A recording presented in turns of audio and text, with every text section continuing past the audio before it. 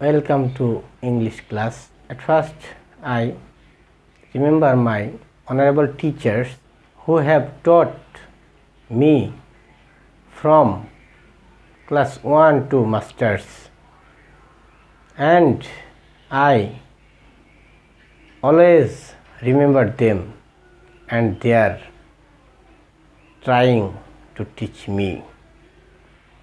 Dear learners, today we will learn how to change the sentence from complex to simple.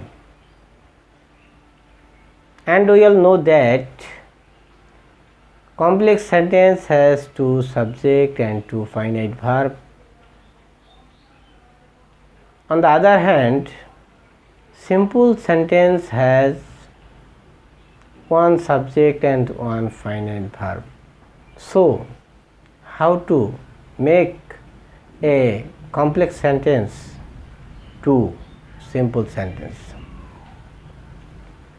প্রিয় শিক্ষার্থীরা, আমরা আজকে শিখব কিভাবে একটা কমপ্লেক্স সেন্টেন্সকে সিম্পল সেন্টেন্সে নিয়ে আসতে হয়।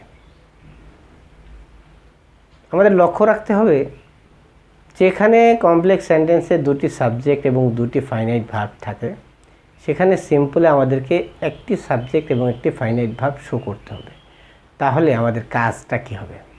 আমাদের কাজটা হবে কমপ্লেক্স সেন্টেন্সে যে দুটি ক্লজ থাকবে, সে দুটি ক্লজের ভিতরে যে ক্লজটি প্রথমে থাকবে সেই ক্লজটির উপরে কাজ করতে হবে, এবং সেই ক্লজটির উপর থেকে যে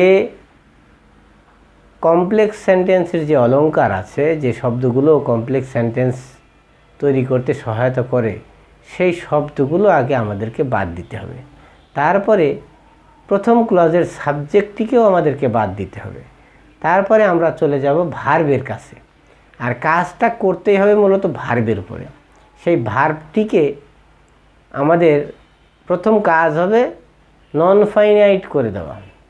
আর নন ফাইনাইট করে দেওয়া মানে ওই ভার্বটির শেষে আইএনজি যোগ করে দেওয়া, অথবা ওই ভার্বটির প্রেজেন্ট ফর্মের পূর্বে একটা টু যোগ করে দেওয়া, তাহলেই এটি নন ফাইনাইট হয়ে যাবে।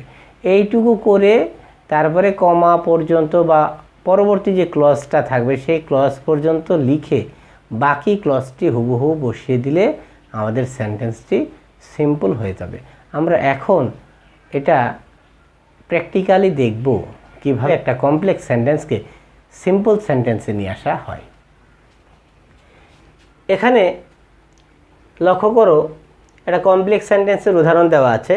When he went to market, comma he bought a shirt. এখানে এই হোয়েন হচ্ছে কমপ্লেক্স সেন্টেন্স গঠনকারী একটি অলংকার বা কনজাংশন। এটাকে আমাদের প্রথমে বাদ দিতে হবে, তারপরে সাবজেক্টটি বাদ দিতে হবে, তারপরে আছে কি, তারপরে আছে মূল ভার্ব। এই মূল ভার্বের কি করতে হবে? আমি যদি আইএনজি করি তাহলে মূল ভার্বের প্রেজেন্ট ফর্ম আনতে হবে। প্রেজেন্ট ফর্ম কি? ওয়েন্টের প্রেজেন্ট ফর্ম গো, অর্থাৎ গো, ওয়েন্ট, গন। তাহলে এই গোকে আমরা এখন আইএনজি করে দেব জাস্ট। তাহলে going to market I bought a shirt.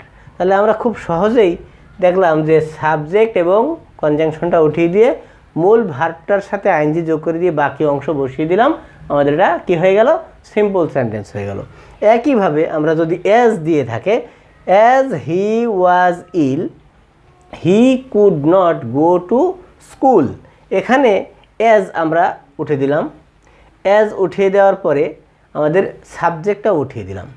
দুইটা বাদ দেওয়ার পরে থাকলো আমাদের ওয়াজ, আর আমাদের ওয়াজের সাথে এখন আইএনজি যোগ করতে হবে। আচ্ছা, ওয়াজের সাথে আইএনজি যোগ করলে ওয়াজিং হয়। আসলে ওয়াজিং করলে কি হবে? ওয়াজিং করলে হবে না। ওয়াজ অর্থাৎ এটা be verb. Am, is, are, was, were এবং বিন, এই ভার্বগুলো হচ্ছে সবাই বি ভার্ব। হ্যাঁ, এম, ইজ, আর হচ্ছে প্রেজেন্ট ফর্ম, ওয়াজ, ওয়ার হচ্ছে পাস্ট ফর্ম, আর বিন হচ্ছে পাস্ট পার্টিসিপল ফর্ম। এখন আমাদের এর সাথে আইএনজি যদি যোগ করতে হয় তাহলে আমাদের একবারে মূল ফর্মে চলে যেতে হবে। মূল ফর্মটা কি? বি। তাহলে আমাদের এখানে বসাতে হবে বিং। তাহলে আমরা লিখব বিং ইল, কমা বাকি অংশ হি could not go to school. ঠিক আছে, তাহলে আমরা এইভাবে করতে থাকি। এরপরে আমরা চলে যাব তৃতীয় উদাহরণে। তৃতীয় উদাহরণে যাই। সিন্স হি ইজ পুর হি ইজ আনহ্যাপি। যেহেতু সে গরিব বা দরিদ্র সে অসুখী, এটা স্বাভাবিক হতে পারে। তাহলে আমাদের কাজ হচ্ছে এই সিন্সটাকে উঠিয়ে দেওয়া আগে, তারপরে কি সাবজেক্টটাকে উঠিয়ে দেওয়া। তাহলে কি থাকলো? ইজ থাকলো। তাহলে ওয়াজ থাকলে যেমন ওয়াজিং হয় না, ইজ থাকলেও তেমনি ইজিং হয় না। এটা কি করতে হবে? বিং করতে হবে। তাহলে আমরা লিখব বিং পুর কমা হি ইজ আনহ্যাপি। তাহলে হয়ে গেল আমাদের কি? সিম্পল হয়ে গেল। এইবার আমরা চলে যাব চতুর্থ উদাহরণে। এইখানে যদি দেখা যায় দো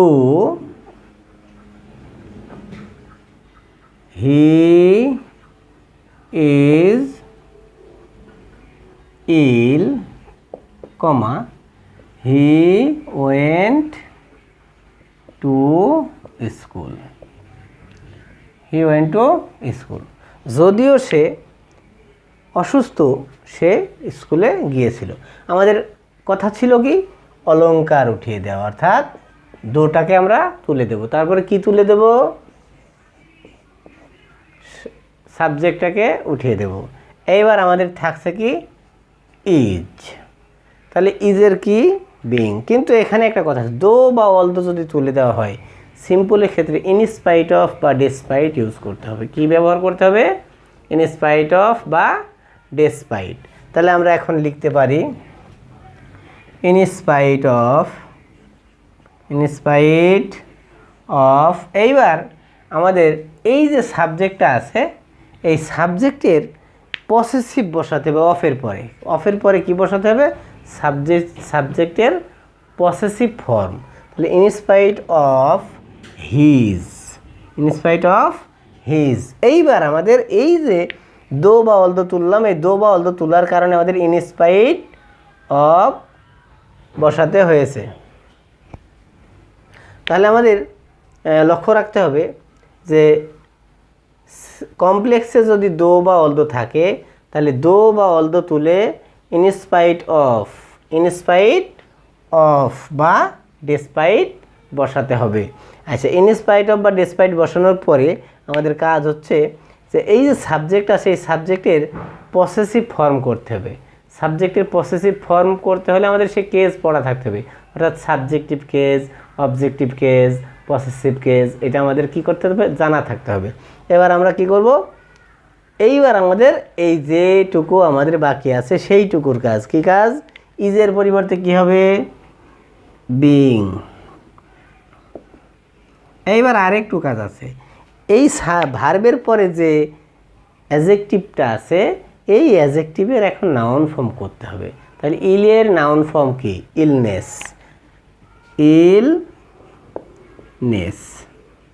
আচ্ছা, এখন কথা হচ্ছে আমরা এই নাউন কেন করব? এই যে এখানে পসেসিভ আছে, পসেসিভের পরে সাধারণত নাউন বসানো নিয়ম, সেজন্য আমাদের এখন এটাকে কী করতে হলো? নাউন করতে হলো। এইবার আমরা কমা দিয়ে বাকি অংশ বসিয়ে দেবো। হি ওয়েন্ট টু স্কুল। আমার মনে হয় জিনিসটা একটু কারো কাছে একটু ঘোলাটে আছে। আমি চাচ্ছি এটা আবার একটু রিপিট করি যে দো বা অলদো থাকলে ইনস্পাইট অফ বা ডেসপাইট ব্যবহার করতে হয়।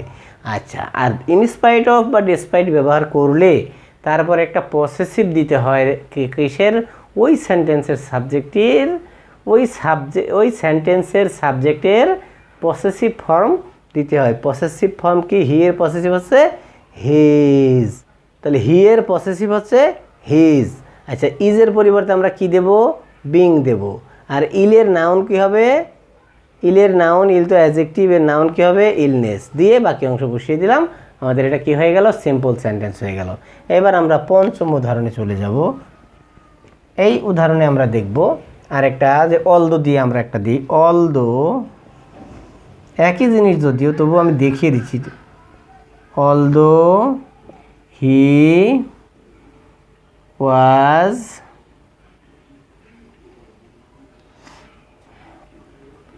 উইক, হি ওয়ার্কড হার্ড। যদিও সে দুর্বল ছিল, সে কঠোর পরিশ্রম করত। এখানেও আমরা দেখি, এখানে একটা করেছি আমরা ইজ দিয়ে, একটা ওয়াজ দিয়েও করি। এই যে দো বা অলদো আমাদের উঠবে, সাবজেক্টটা উঠে যাবে, উঠে যাওয়ার পরে কি বসবে আমাদের লক্ষ্য করতে হবে। এখানে সেই ডেসপাইট বা আমরা ডেসপাইট এবার ইউজ করব। Despite, DESPIT, despite. আচ্ছা, ডেসপাইট ব্যবহার করলে অফ ব্যবহার করা যাবে না। ডেসপাইট এবার কি সাবজেক্ট কি হি, হিজ। এবার ওয়াজের পরিবর্তে কি হবে বিং। আচ্ছা, এবার উইকের নাউন কি হবে উইকনেস, উইকনেস। এইবার কমা বাকি অংশ বসিয়ে দিলাম, হি ওয়ার্কড হার্ড। হয়ে গেল আমাদের সিম্পল সেন্টেন্স। সিম্পলি আমরা সিম্পল সেন্টেন্স করি, যদিও অনেকের কাছে এটা খুব কঠিন মনে হয়। আমি মনে করি না এই ক্লাসটা করার পরে এটা কঠিন মনে হবে। এবার প্রিয় শিক্ষার্থীরা আমরা চলে যাব সপ্তম উদাহরণে। ওখানে দেখি আমাদের জন্য কোন নিয়মটা অপেক্ষা করছে বা কোন কৌশলটা অপেক্ষা করছে, সেটা আমরা একটু দেখে নেব। Example number 7, if you read, comma, you will pass. যদি তুমি পড়ো তাহলে তুমি পাস করবে। যদি কমপ্লেক্স সেন্টেন্সে ইফ থাকে এবং ইফের পরে এই যে অ্যাফার্মেটিভ থাকে, অর্থাৎ নট জাতীয় কিছু না থাকে, তাহলে আমরা এই ইফটাকে আমরা কি করব, প্রথমে কি করব, তুলে দেব। ইফটাকে তুলে দেব আর সাবজেক্টটাকে আমরা কি করব, তুলে দেব। ঠিক আছে। এবার আমরা ইফ থাকলে আর এরপরে যদি নেগেটিভ কিছু না থাকে, অর্থাৎ অ্যাফার্মেটিভ ফর্ম থাকে, তাহলে আমরা বসাবো কি বাই। বাই বসানোর পরে আমরা ইফ তুলে দিলাম, সাবজেক্ট থাকলো কি একটা ভার্ব থাকলো। ভার্বটা কি আছে, ফাইনাইট আছে। এটাকে আমাদের কি করতে হবে, নন ফাইনাইট করতে হবে। আর নন ফাইনাইট করলে আমাদের কি করতে হবে, অবশ্যই আইএনজি যোগ করে দিলেই হয়ে যাবে। By reading, by reading, comma, you will pass. হয়ে গেল আমাদের কি সিম্পল। যদি এরকম ইফ প্লাস মানে অ্যাফার্মেটিভ ফর্ম থাকে, কি থাকে, যদি ইফ প্লাস অ্যাফার্মেটিভ অংশ থাকে, তাহলে আমরা বাই প্লাস ভার্বের সাথে আইএনজি দিয়ে আমরা সিম্পল করে দেব। এটাকে বলা হয় বাই প্লাস জারান্ডের নিয়ম। এবার আমরা চলে যাচ্ছি এক্সাম্পল নাম্বার 8-এ। এইখানে দেখি কি অপেক্ষা করে। If you do not move, you will die. তাহলে লক্ষ্য করো, এই যে ইফ যুক্ত ক্লজে যদি নট জাতীয় থাকে বা do not, does not, did not, was not, were not এরকম যদি থাকে, তাহলে আমাদের কি করতে হবে, এটাকে উইদাউট প্লাস গ্যারান্টি, শুধু নট থাকার কারণে এটা বাইয়ের জায়গায় কী হয়ে যাবে, উইদাউট হয়ে যাবে। তাহলে আমরা একই নিয়মে আমরা ইফকে বাদ দেব, সাবজেক্টকে বাদ দেব, ডু নটকে বাদ দেব, এইগুলো সব বাদ দিয়ে বসাবো কি উইদাউট, উইথ আউট, উইদাউট। এইবার এই যে মূল ভার্ব থাকছে এর সাথে আইএনজি করে দেবো, moving, moving, you will die. হয়ে গেল আমাদের কি simple sentence.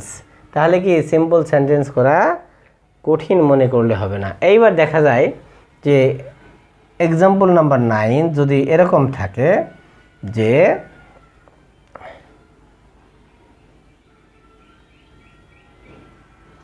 We eat so that we can live, আমরা খাই যাতে আমরা বাঁচতে পারি। এই যে সো দ্যাট, এই সো দ্যাটটা হচ্ছে এখানে অলংকার। এই সো দ্যাটটাকে তুলে দিতে হবে।